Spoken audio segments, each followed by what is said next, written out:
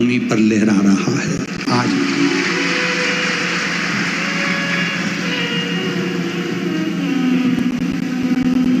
Corona के बाद कई देश ऐसे हैं, आप लंका को देख लो, आप अन्य देशों को देख लीजिए जो इनकी हालत खराब हो गई कोरोना के।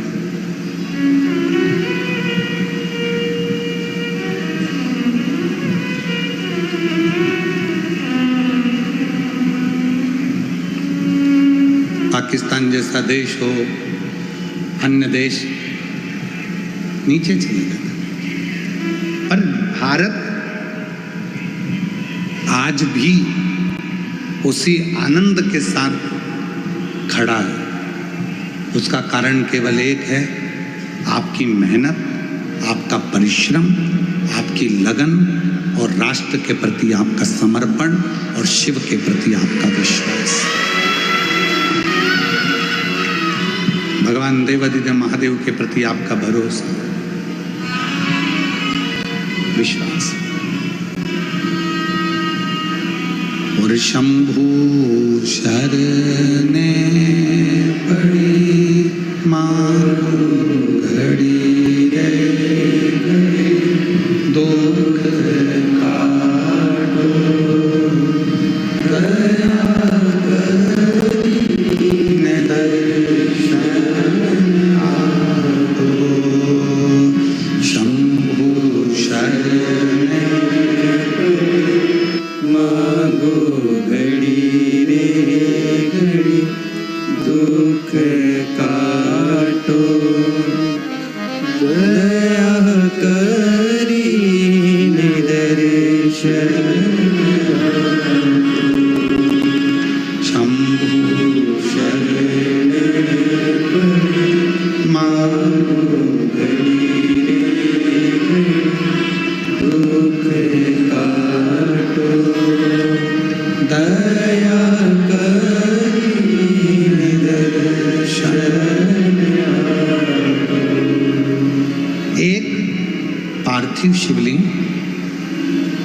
हमारे पूर्व के हजारों हजार पापों को समाप्त कर देता है।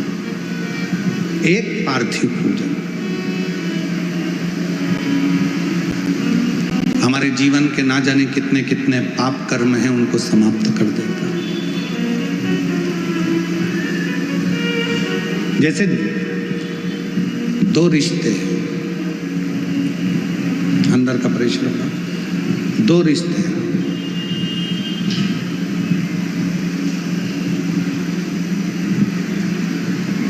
एक आपका परिवार से रिश्ता, इसकी एक उम्र होती है।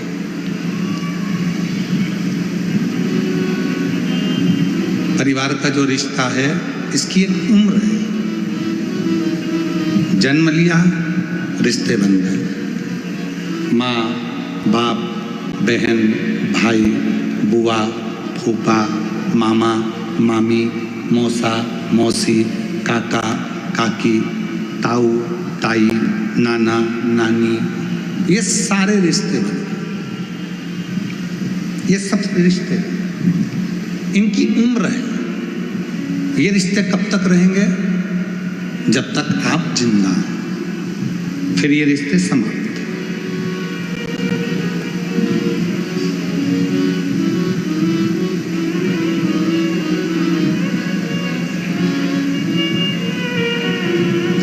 वो रिश्ते फिर समाप्त हो जाते हैं। एक रिश्ता वो होता है जो जन्म लेने के बाद से मरने तक रहता है, और एक रिश्ता वो होता है जन्म नहीं लिया उसके पहले से लेकर मरोगे उसके बाद तक एक रिश्ता चलता है, उसकी उम्र नहीं होती। वो रिश्ता है शिव से रिश्ता, क्योंकि शंकर की कोई उम्र नहीं।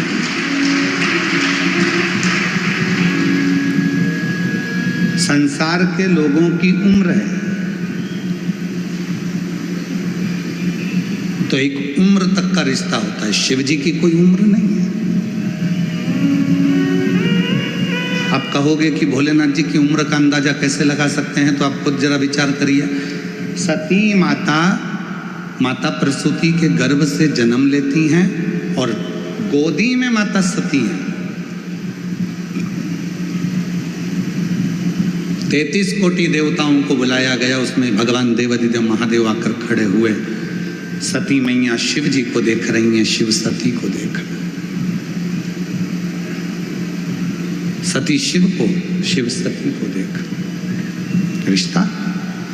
अब सती माँ गोदी में है और भोलेनाथ जी का विग्रह, भोलेनाथ जी का स्वरूप कितना विशाल। किसने जाना?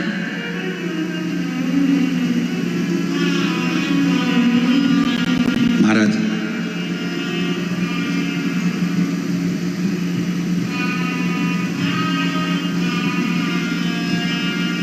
जब भगवान देवाधिदेव महादेव का विवाह सती जी के साथ में हो रहा था, तो सती जी से प्रसूति माता ने कहा था, जरा एक बार शिव जी से उम्र तो पूछ ले सती, जिससे तू विवाह करने जा रही है। एक बार उम्र तो पूछ कि शंकर जी की उम्र कितनी है। सती मैया ने शिव जी के सामने हाथ जोड़कर कहा कि आपकी उम्र कितनी है। शिव जी कहते हैं, सती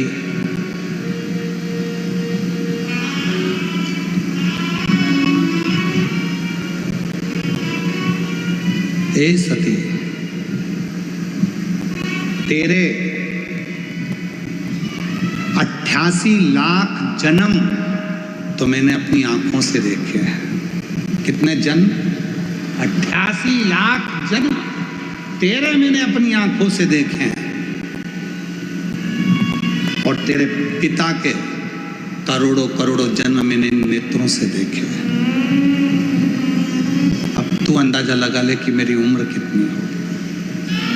और दक्ष प्रजापति के पिता को भी लेकर आओ, और उनके करोड़ों जन्म मैंने देखे हैं।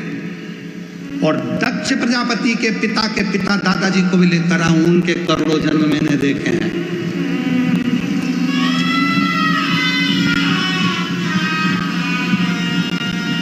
तो सती ने कहा, आपकी कोई उम्र नहीं है कि आप 50 साल, 60 साल, 100 साल, 80 साल, 90 साल, 1000, 5000, जैसे कहा जाता है राम जी महाराज की इतनी उम्र थी, भगवान कृष्ण की इतनी उम्र थी, इतनी उम्र के ये थे, तो क्या आपकी कोई उम्र नहीं?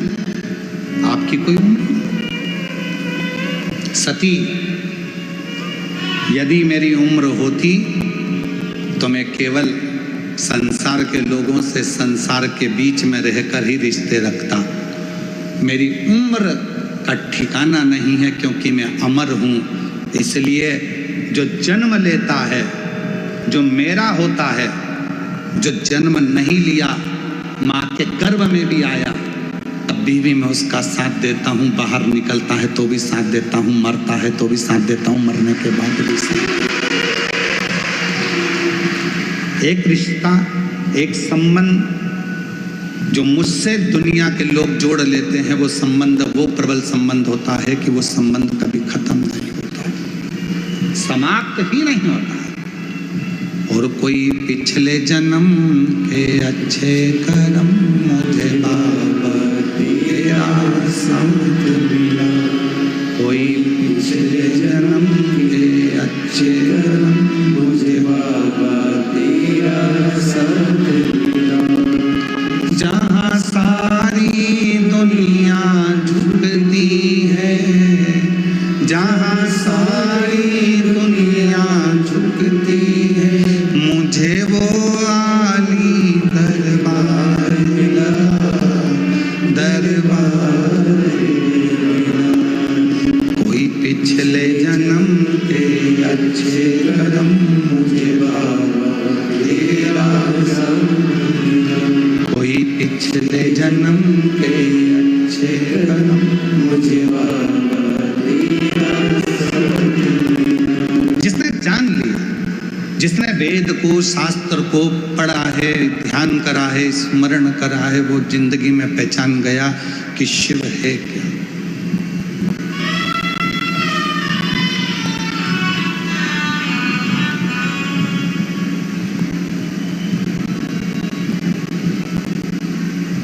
महाराज जी, लोग पूछते हैं आप रुद्राक्ष का उपाय बताते हो, दुर्वा का उपाय बताते हो, बेलपत्र का उपाय बताते हो, गेहूं के दाने का उपाय बताते हो, चावल के दाने का उपाय बताते हो, मूंग के दाने का उपाय बताते हो, काली तिल का उपाय बताते हो, काली मिर्च का उपाय बताते हो। क्या ये सब हमारे पुराणों में, शास्त्रों में है? महाराज जी, मैं निवेदन करूंगा,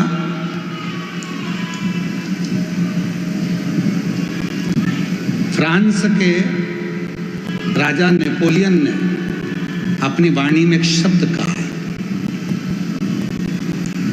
नेपोलियन ने कहा कि धरती पर मनुष्य जन्म लेने के बाद तुम्हें जो चाहिए वो तुम्हें मिल सकता है। कैसे?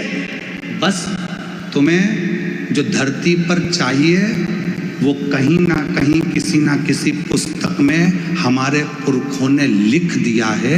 उस लिखे को तुम अनुभव करना चालू कर दो, तुम्हें दुनिया का सारा सुख प्राप्त हो जाए।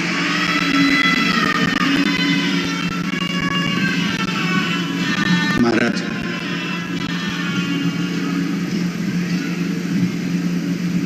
पढ़ना पड़ेगा। पहले टीवी कम थी, पुस्तक ज्यादा थी।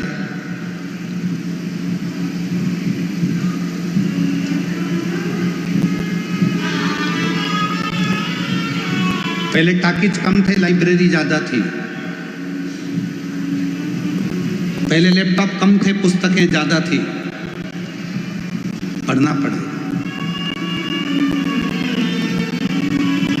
पढ़ो, अध्ययन करो, एक एक पुराण का अध्ययन करो, पढ़ो।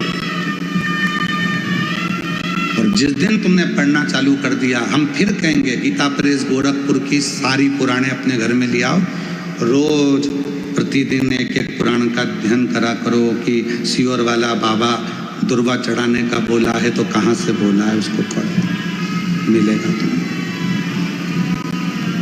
अध्ययन करो, कौन सी पुराण से बोल रहे हैं मालूम पड़े, अध्ययन। सब कुछ लिखा है हमारे वेद व्यास जी ने। पुराणों में ऐसी कोई चीज नहीं है जो पुराणों में या शास्त्रों में वर्णन नहीं कर। 18 पुराण, 6 शास्त्र हमें जो दिए गए हैं, 4 वेद जो हमको दिए गए हैं, अच्छे अच्छे विद्वानों ने अपनी अपनी पुस्तकों में बहुत कुछ हमको दिया है। हम उनको छोड़कर, उसके बाद भी हम अपना सनातन धर्म छोड़कर दूसरे धर्म की पुस्तकों की बड़ाई करें तो चुल्लू भर पानी में डूब मरो।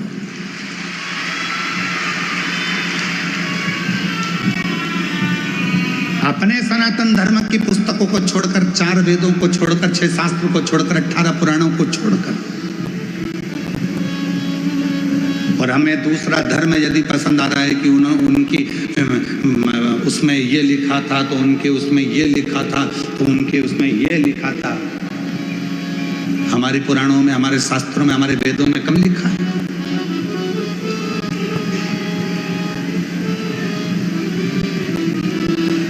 जैसे मंदिरों को मिटाने का काम विधर्मियों ने करा, तीर्थों को नष्ट करने का काम विधर्मियों ने करा, वैसे ही हमारे वेद और शास्त्रों में भी अटकलियां, हमारे वेद और शास्त्रों को भी मिटाने का काम विरोधियों ने करा, विधर्मियों ने करा।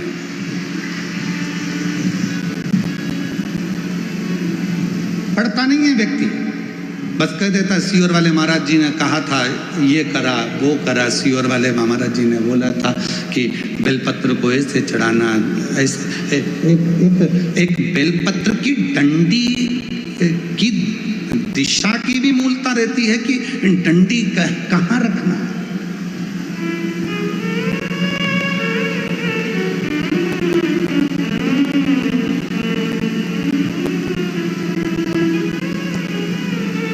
एक बार हमने हमारे सुपुत्र चिरंजीवी पंडित राघव मिश्रा जी से कहा कि हमने शिव पुराण में पढ़ा है कि बेलपत्री की डंडी का मुख संतान के लिए चाहिए तो उसको इस तरह से रखा जाता है, और बीज की पत्ती का मुख ऐसा रखा जाता है। जरा इसका असर होता है क्या? कोई ऐसा शास्त्र है क्या? कोई ऐसा साइंस है क्या? तो हमने कहा तुम्हारे गूगल में सर्च करो क्या वो साइंस है। तो पंडित राघव मिश्रा जी ने उसको निकाला और उसको निकाल कर वो हमको बता रहे थे। कहाँ बैठे हो राघव, कहाँ है? हाँ दे उसको माइक दो जरा, माइक दो, वहीं से बोलो। हाँ वहीं से। कि तितली उड़ती है तो उसके पंख किस दिशा में जा रहे हैं उसका भी असर संसार के लोगों पर पड़ता है। तो एक बेलपत्र की डंडी का भी असर पड़ता है। ये गूगल कह रहा है, ये रिसर्च सेंटर कह रहा है, ये साइंस कह रहा है। प्रदीप मिश्रा तो बाद में बोला है। ये सब चीजें लोग उसको अनुभव कर रहे हैं कि बेलपत्र की डंडी प्रदीप मिश्रा जी ने यहाँ चढ़वा दी, दुर्वा यहाँ चढ़वा दी, जल यहाँ चढ़वा दिया, स्थान पर गेहूं चढ़वा दिया, चावल का स्थान ये बता दिया। तो इसका असर क्या होता है? आपने जिसको पढ़ा है क्या कहते हैं उसको? Butterfly effect. साइंस में एक बटरफ्लाई इफेक्ट बताया गया, जिसमें बताया गया कि एक चींटी अगर कन्याकुमारी में चल रही है तो उसका असर कश्मीर में पड़ रहा है। जोरदार ताली बजाकर साथ में। चींटी कन्याकुमारी में चल रही है तो उसका असर वो कहे बटरफ्लाई इफेक्ट। ये एक रिसर्च सेंटर ने रिसर्च किया कि एक तितली का पंख भी ऊपर नीचे होता है तो उसका फर्क संसार के लोगों पर पड़ता है। तो हमारी बेलपत्र चढ़ाने का फर्क हमारी जिंदगी में क्यों ना पड़ेगा? बैठ जाइए, साधु बात। हमने कहा हम इसको बोलते आ रहे हैं, लगभग हमको बोलते इन सब चीज़ों को सालों हो गए। तो जरा अब इस पर साइंस कितना काम कर रहा है वो देखो, साइंस काम कितना कर रहा है वो देखो। तो राघव जी ने उसको सर्च मारा, निकाला, फिर उन सब सर्चों को देखा गया कि कितना कितना कौन कौन से देश पर केवल जरा से पंख का असर कितना होता है। फूल की दिशा, आज दुनिया के लोगों को तो भगवान को फूल चढ़ाना भी नहीं आता।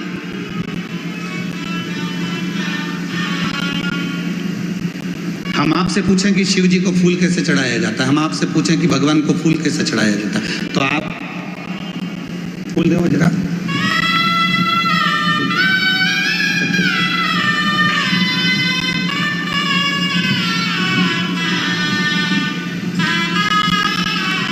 आप और हम फूल कैसे चढ़ाते हैं? शंकर जी पे या देवता पे फूल ऐसे चढ़ाएंगे कि फूल का जो मुख है वो अपनी ओर रखेंगे, अपनी ओर।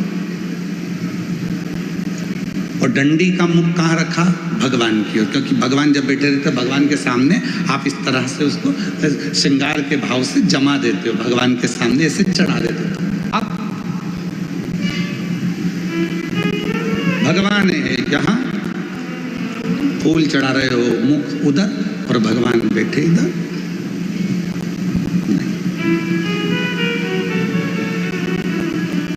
डंडी का मुख अपनी ओर हो और फूल का मुख मेरे परमात्मा की ओर हो।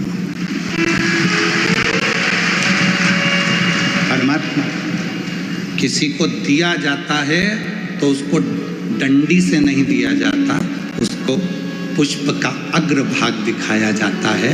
जब फूल का आगे का भाग उसको दिखाते हैं तो वो समझ जाता है कि डंडी में कांटे हैं और इसने अपनी जिंदगी में सारे कांटों को संभाल कर रखा है, तो इसकी जिंदगी को मुझे फूल की तरह कर देना है।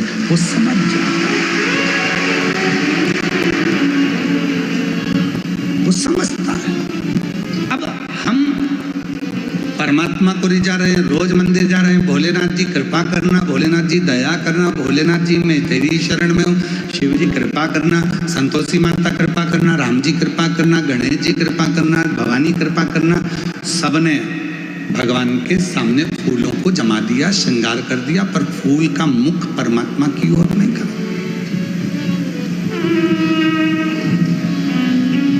हम क्या सोचते हैं कि फूल जो भी मंदिर देखे उसको अच्छा लगना चाहिए। उसको ये नहीं देखा कि भगवान को अच्छा लगा कि नहीं लगा, अपने को अच्छा लगना चाहिए। और फल हमें मिला नहीं, पूरी जिंदगी हो गई। 3 चावल के दाने का महत्व हमने पहले कहा था। एक रात्रि को 9:15 पर करने वाला उपाय हमने पहले कहा था। आज दुनिया के लोग वो रात्रि के 9:15 वाला जब उपाय करते हैं तो उनको उसका फल क्यों मिलता है? एक पत्र आया, अभी हम पत्र ज़्यादा पढ़े नहीं क्योंकि थोड़ा समय ज़्यादा हो गया था। 2 पत्र पढ़े हैं, अभी पढ़ेंगे जब बीच में कहीं भजन वजन आएगा तो उसमें हम पढ़ लेंगे। तो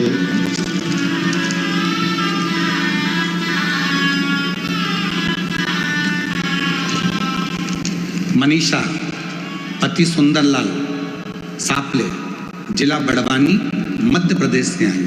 कहीं बैठी हो, आप ही हैं, आ जाओ एक बेलपत्र ले जाना। मनीषा पति सुंदरलाल सापले, जिला बड़वानी, मध्य प्रदेश से आई हूँ। मेरे पति भगवान पर विश्वास नहीं रखते थे।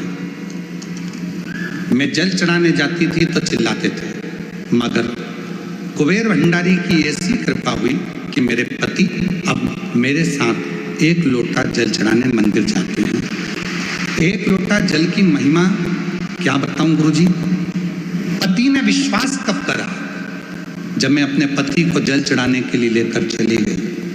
पति की पूरी उम्र निकलती चली गई, 45 साल की आयु हो गई और मेरे पति ने मुझसे शर्त लगाई। तेरा सीहोर वाला बाबा कहता है कि बेलपत्री पर शहद लगाकर चढ़ाकर जाओगे सफलता मिलती है। क्या मेरी 45 साल की उम्र में सरकारी नौकरी लग सकती है? पत्नी ने कहा वो सीहोर वाला बाबा नहीं है, शिव कथा करता है, तुम मेरे साथ आज चलो। पहली बार मेरा पति शहद की बेलपत्र लेकर शिव के मंदिर गया। बेलपत्र चढ़ाने का तरीका जो आपने बताया था वैसा की वैसा ही करा और आज मेरे पति की 45 वर्ष की आयु में सरकारी नौकरी लग गई। मैं बाबा को यहाँ धन्यवाद देना चाहूँगा। 45 वर्ष की आयु में मेरे पति की सरकारी नौकरी लग गई। मैं बाबा को प्रणाम करने आई हूँ। और दूसरी बात कहना चाहती हूँ, आप कहते हो गेहूं के दाने अशोक सुंदरी वाली जगह पर चढ़ाने से वैभव बनता है। मैं मैंने बाबा को गेहूं के दाने चढ़ाए, जिससे 3/12/2025 को बाबा की कृपा से, आज बाबा की करुणा से मेरा खुद का 2 मंजिल का मकान बन गया। मैं बाबा को धन्यवाद देना चाहूँगा। शिव किसको कहते, शंकर किसको कहते? एक तरीका आपकी जिंदगी में हो।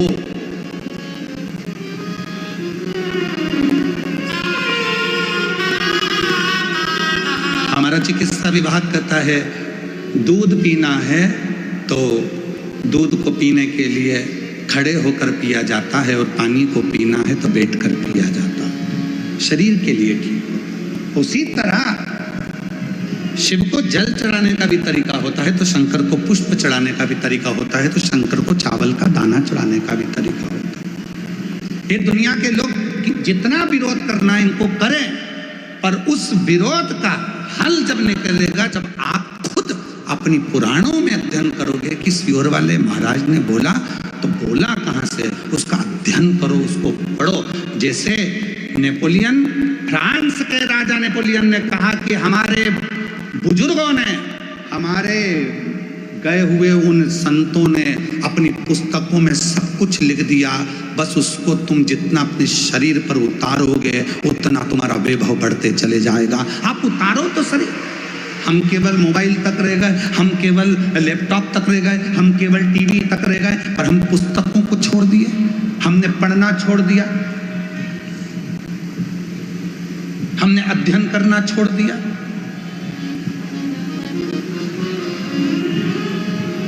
सूरत वाले सोमानी जी बैठे हुए हैं, कहाँ है सोमानी जी? हाँ ये बैठे। सोमानी जी के घर पर हम जब सूरत में गए तो इनका बड़ा पोता बहुत बोलता है और वो बड़ा पोता हमारे पास में आकर बैठ गया और पास में बिल्कुल बाजू में आकर बैठा। उसका फोटो भी हम कल आपको होगा तो दिखाएंगे। बिल्कुल बाजू में आकर बैठा और बाजू में आकर बैठकर बोलता है कि बहुत आगे बढ़ने के लिए क्या करना चाहिए? तो हमने कहा खूब पढ़ना चाहिए। तो कहा ये तो मम्मी भी बोलती है, ये तो दादी भी बोलती है। तो हमने कहा गुरु भी यही बोलता है, पढ़ो तुम बढ़ जाओ।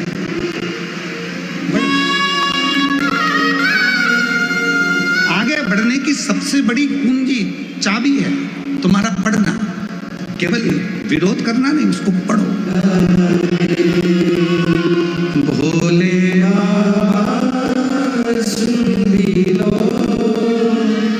ये मेरी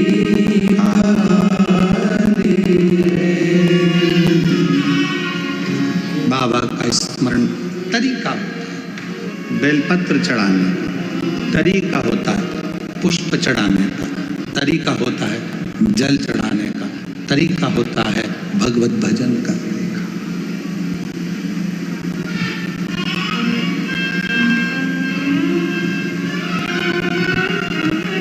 सारे तीर्थों में जाइए,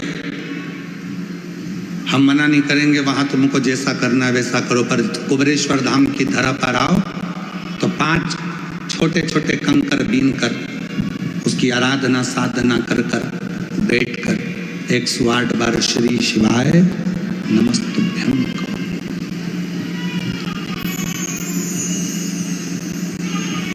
एक कंकर को अपने साथ ले जाओ, 4 कंकर छोड़ जाओ, झोली पसार कर प्रणाम कर कर उसको विनय करो कि बाबा तुम्हें मेरे साथ चलना है, बेटी बहुत दुखी है, उसके दुख को हरना है, तुम्हें कृपा करना है, उससे भी।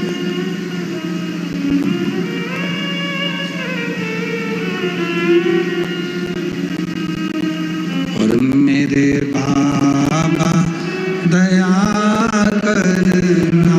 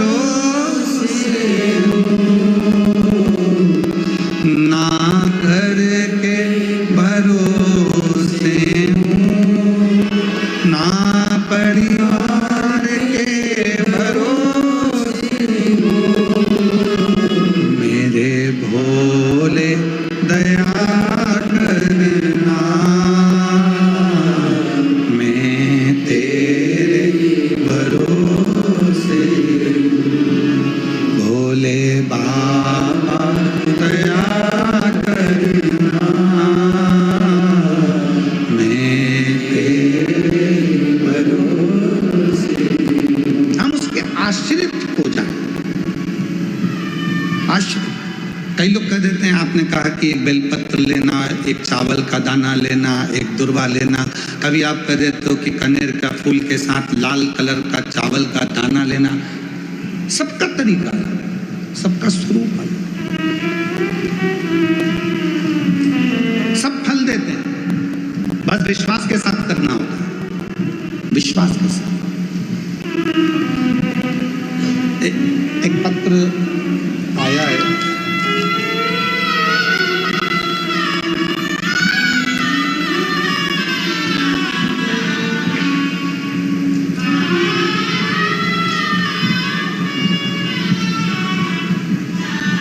मेरा नाम कल्पना भागचंद कदम, मोबाइल नंबर मेरा ये है, छत्रपति संभाजी नगर महाराष्ट्र से आई। आपके पंडाल की रच का वर्णन करूं, मेरी नातिन अनरवी पवार 6 साल की, एक दिन खेलते खेलते 5000 फीट गहरे पानी के टंकी में गिर गए। सूचना घर वालों को नहीं, बेटी को ढूंढ रहे हैं, कहाँ चली, बच्चा अंदर पड़ा है, किसी को नहीं मिल रहा। ढूंढते ढूंढते 10 मिनट, 15 मिनट, 20 मिनट हो गए और वो बच्ची मिल नहीं, थक। तब सूचना मिली कि पानी की टंकी में वो लड़की गिर गई और प्राण उसके लग रहा है कि चलेगा। पूरा घर, कहीं बैठी हूँ छत्रपति संभाजी नगर से, मेरा नाम कल्पना भागचंद्र कदम, छत्रपति संभाजी नगर से मोबाइल नंबर है, आ सकते हैं। सूचना मिली कि वो तो अब हाथ से निकल। माँ रोती बिलखती, क्या करती क्या? अगर बच्ची आई हो तो उसको ला सकते हैं। जवाब दे दिया, चली गई, हो गई पूरी। मां रोती रोती शिव के मंदिर में गई और भगवान शंकर को जल चढ़ाकर उसका पानी, अब पानी में तो डूबी थी और पानी ही चढ़ा के लिए और लाकर बेटी का मुख खोलकर, उसके शरीर में पहले कितना पानी भरा था, वो पानी उसके मुख में डालकर जो पेट को दबाना प्रारंभ करा, डॉक्टर से कहा कुछ तो करो, जो दबाया, हल्की सी हापड़ी भराई,